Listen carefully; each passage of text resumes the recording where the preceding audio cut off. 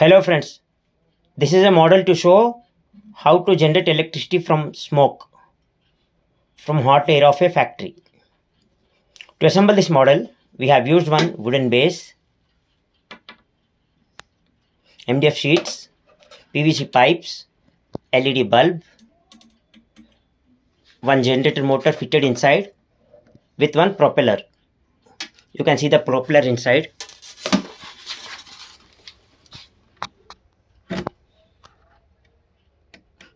Now let's see the working.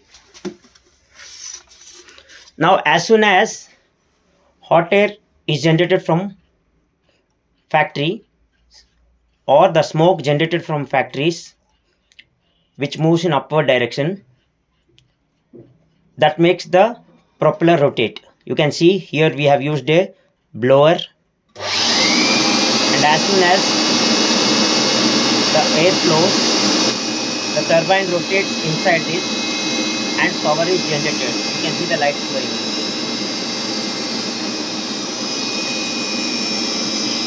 Here the air flows, making the turbine to rotate and generate electricity. This is how we can generate electricity from smoke. Thank you for watching the video. Please like, share and subscribe.